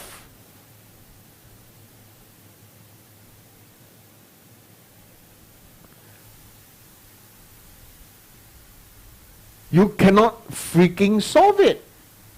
So therefore, if you don't know AMATs, you be angry when somebody who do not know AMATs come and tell you about how AMATs and this and that. The person keep complaining to you about how AMATs and this and that. Or you will face the situation the other person can tell you how AMATs is so good, so easy, so this and that. And so it will keep on triggering you until you learn that karmic lesson. It can be any subject in your life, in your study. It's the same thing that if you can understand this is actually your karmic lesson, then when you wake up from it, it will not happen to you anymore. Because you may be a stubborn father or stubborn mother, you will face that you will have stubborn children.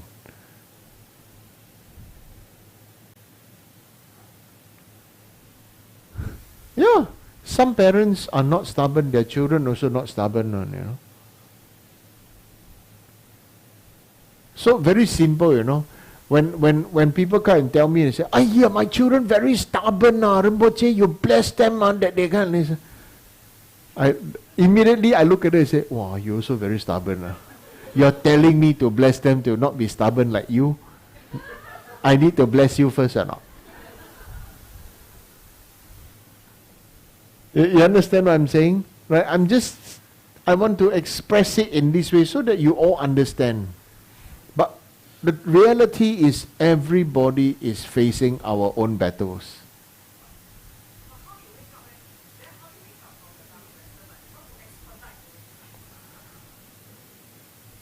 How? Really? In your face? Is it?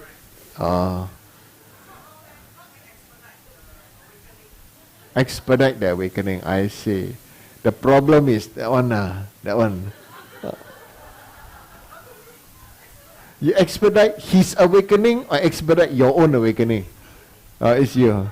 Allah. I see. Yes.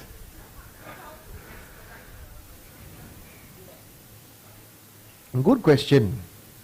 Good question. Number one, the reason why I can answer you this question is because I myself also face the same thing. All of us face the same thing. At a different level or whatever, The first thing is we really need to accumulate merit. And if our ability to accumulate quick and fast merit is difficult, rely on the power of Buddha, Dharma, Sangha.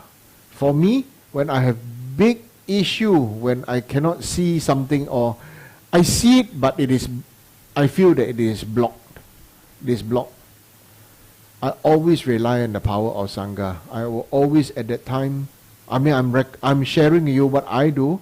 I always ask certain monastery, whatever, 200-300 monks, 1,000 monks, I do a puja to accumulate merit. Okay, offer the Sangha food, drinks, make great offering to Buddha, Dharma, Sangha. And then after that, personally, when the puja is doing, at the time I pray and I also do confession. Whatever root of causes that cause me that I am blinded by my ignorance, by the power and the blessings of root guru and the Buddha, Dharma, Sangha. May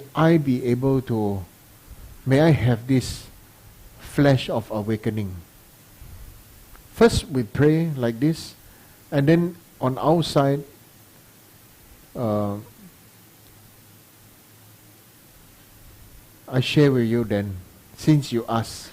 I actually wanted to say, beginning of this teaching, that I said, if nobody requests that, I will not talk about this. But since that, I will take it that you request.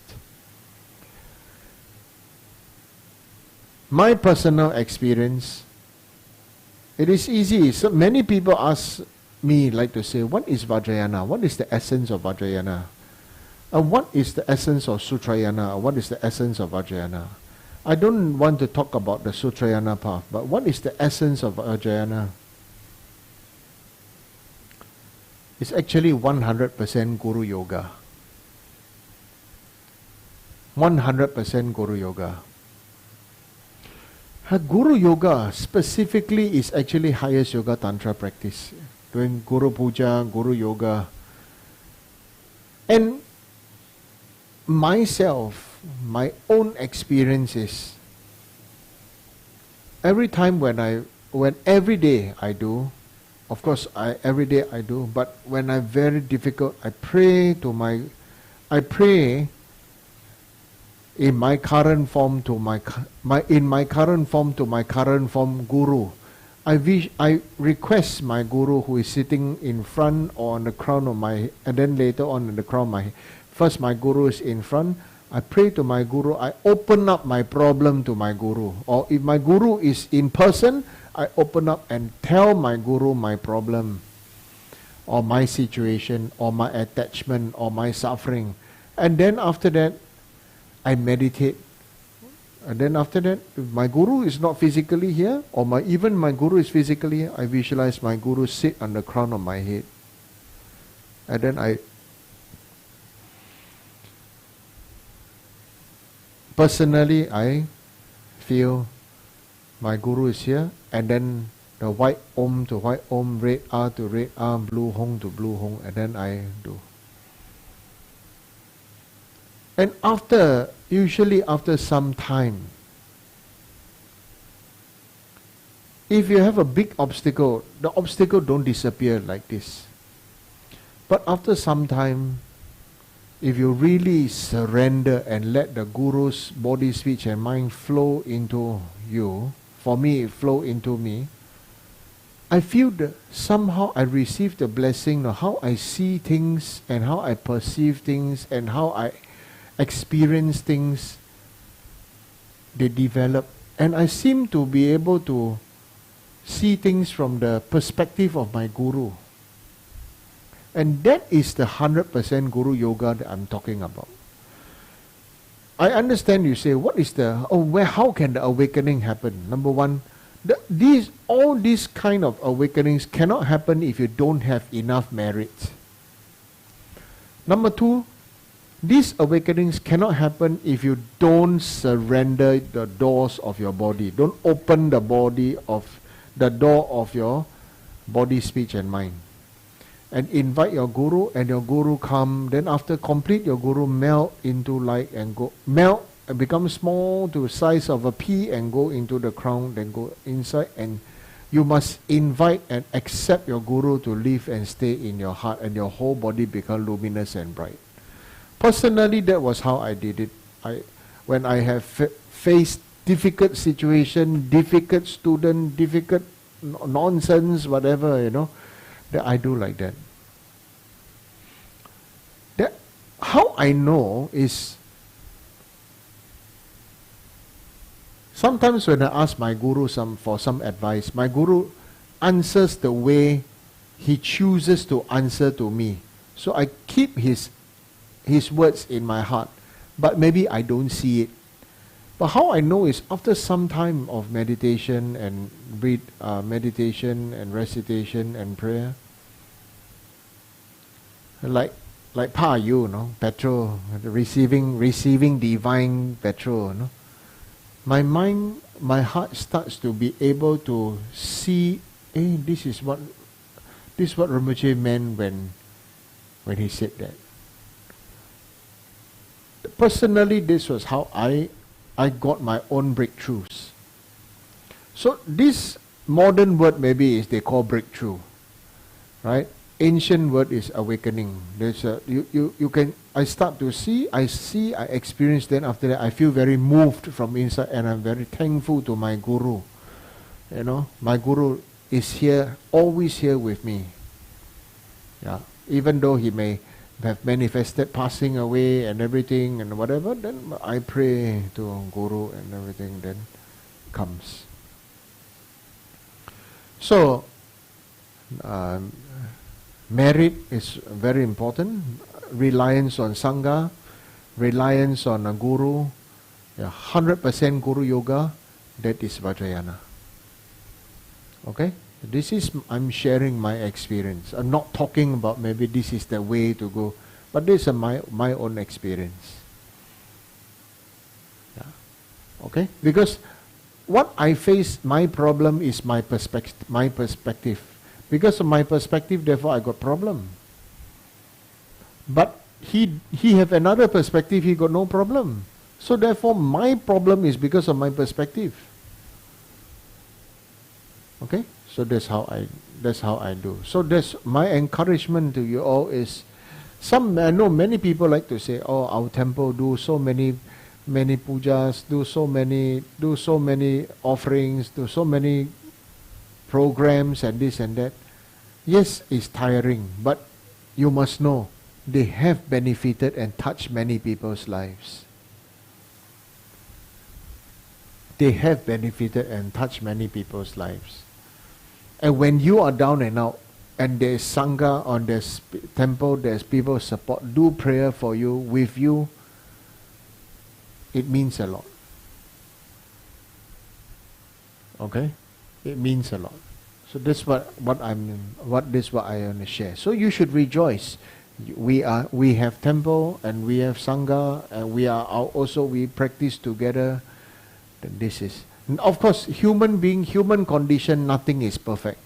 Even this temple roof, this temple building, the walls and everything, also not perfect. The most perfect brand new medicine Buddha, Thomas and everything, also eaten by rats. Right? Yeah, the mouse come in and climb up and then go up and eat the Toma. Yeah, then you have to redo the Toma, then Geshe Jigme got something to do, Yeah. You understand? Yeah, then this is how there is to it. Even though you make the perfect, it will become imperfect with time. Okay, so what is perfect? Perfection of every moment. See the beauty of every moment. And say, upset with the mouse for eating the Toma. The mouse is hungry. Toma is delicious. Eat. Then you think there's a connection to the mouse. Vajrayana is talk about connection, not about the situation. Always talk about connection. Okay? Anything else? Rinpoche, there are two more questions online. The first one has two parts. So I want to go home already. The truth is I haven't packed my luggage. I only got the things that I need, but I haven't packed. So I'm telling. Okay, quickly there. Okay, so this person asks, is seeking refuge a sign of weakness and escaping from reality? Instead, we should try to overcome our adversity and become stronger from it. So what is your view on this? Thank you. Instead, why don't you marry these two together? Seeking refuge is a sign of strength because you know when to be humble and seek and ask for help. Okay? But after receiving help and blessing, you should stand up and face the adversity and be strong and face and transform your world. It's not about always being hard. is about knowing when to dance. You know, American accent coming. I've got to dance in between the yang and the yin. You know, it's got the dance in between the soft and the hard, the light and the darkness. Tomorrow at this time I'll be in America and I have to speak like that because those folks wouldn't understand my lingo. Right? I say correct or not? They say carino. What's carino? What's carino? I say, it's no, not carino. It's correct or not? The carino. Yeah. So what's the next question then? So the second question is, this person is asking on behalf of his daughter, so why do people get angry? Because they don't know how to solve the problem. You don't know how to do your maths or math homework, you get angry. You blame the teacher. You blame the classmates. You blame your parents for putting you in the school. Yeah. It's everybody else's fault. It's never my fault. So if you can't do it, just get angry. Just show you've got the power. Come on. Yeah. Only the weak ones get angry. Yeah. It's like, look at the durian, right? Thorns outside and custardy inside. I can't stand myself.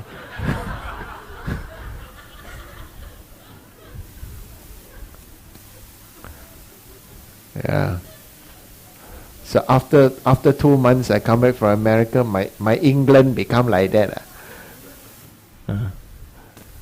Okay. Any other question?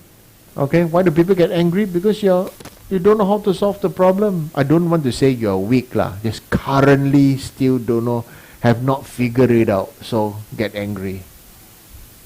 Right? That's all. Anything else? I want to go home, pack luggage. I haven't packed luggage. Oh. Thank you.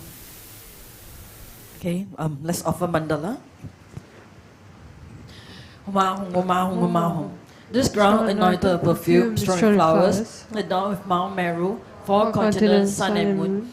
I offer in visualizations as few Buddhists. May all sentient beings thus enjoy this pure land.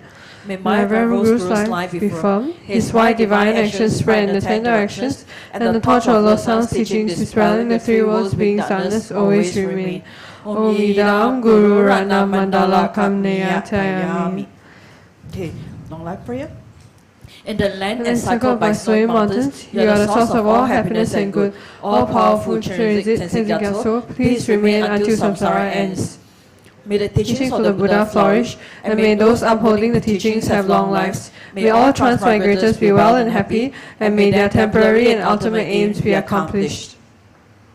Om Svasti. Like the countless light rays that radiate from Ruby Mountain, exquisite Amitayus, Lord of everlasting life, who cultivates and one does not tire of sing, whose essence is of infinite life, the nectar of immortality, please instantly grant our Guru the city of stable and everlasting life. You are intelligent and skillful in upholding the traditions of Buddha, spreading the holy Dharma through explanations and practices. In order to lead disciples onto the path to liberation, you are the one who is an unequal guide. Please live a long and stable life. I request respectfully, my precious and holy Guru, to enjoy excellent health. I request respectfully, my precious and holy Guru, to live a long life. I request respectfully, my precious and holy Guru, that your Dharma activities spread and flourish far and wide. I request respectfully, my precious and holy Guru, to bless me to be never separated from you. In all my future rebirths, may I never be separated from my perfect Guru. May I enjoy the magnificent Dharma, and by completing the qualities of the stages and path, may I quickly attain the state of Vajrayana. Due to the blessings of the Guru, the 3 jewels, and especially due to the enlightened activities of Mazo Gyalmo, may Singha Totem Rinpoche Rinpoche's life be stable and his activities increase. Homage to the assembly of deities who are the source of 100 varieties of preciousness, By your knowledge, compassion, and power that liberates from your seeing and hearing, from the blessing and power of truth of the assembly of deities, may the lotus of long life, good health, happiness, and prosperity blossom. Okay, let's do a dedication. Due to this merit, may I soon attain the enlightened state of Guru Buddha, that I may be able to liberate all sentient beings from the sufferings. May the precious Buddhi mind not yet born arise and grow. May that bond have no decline but increase forevermore. 秘密作为那千千日子，瑞美健培王不将培养，甘全健培。 Song Gen Song Kappa Lo Sang Dra Pe Sha La So Adip Ming Me Zer Wei Te Chen Chen Rizik Dream Me Ken Pe Wang Po Jam Pe Yang Gan Chen Ke Pe Song Gen Song Kappa Lo Sang Dra Pe Sha La So Adip Ming Me Zer Wei Te Chen Chen Rizik Drink Me Ken Pe Wang Po Jam Pe Yang Gan Chen Ke Pe Song Gen Song Kappa Lo Sang Dra Pe Sha La So Adip. Okay, no prostration tonight. Thank you.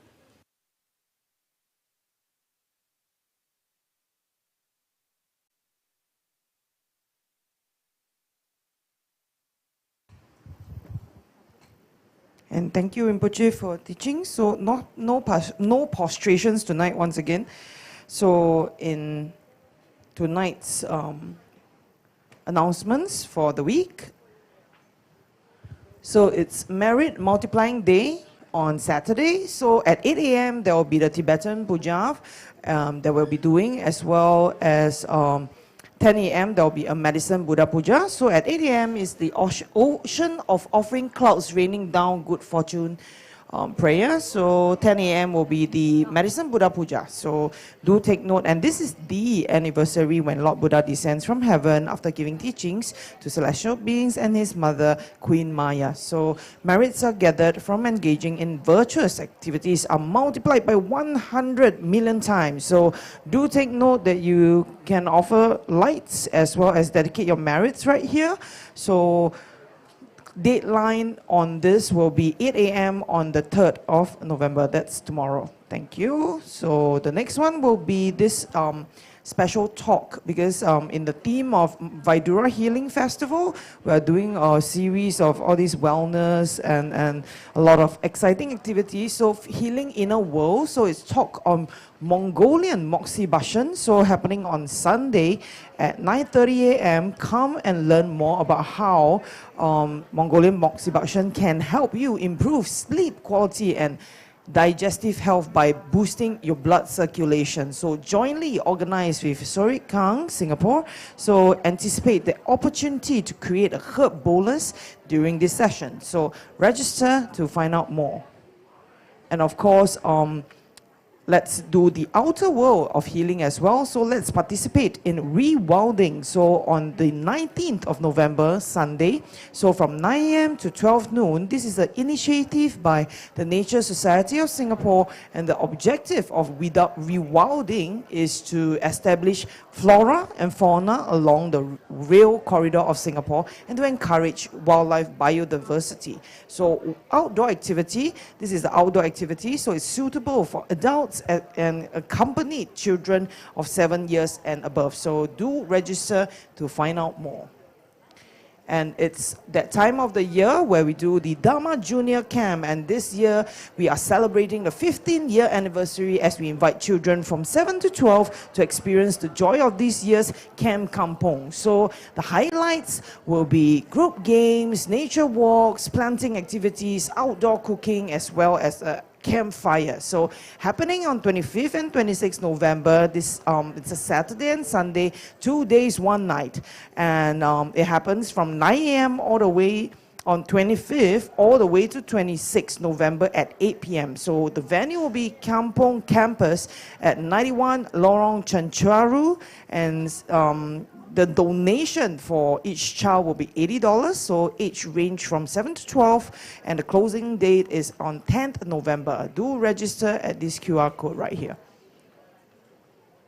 And of course, as the year comes to a close, let's all come by and take a break from the hustle and bustle of urban life to connect with our inner self and nourish our body, mind, and soul. So in this 3-day meditation retreat, come and experience single-pointed meditation, sitting and walking meditation with noble silence. So it's happening in Kota Tinggi. It's Thikchen Choling, Malaysia.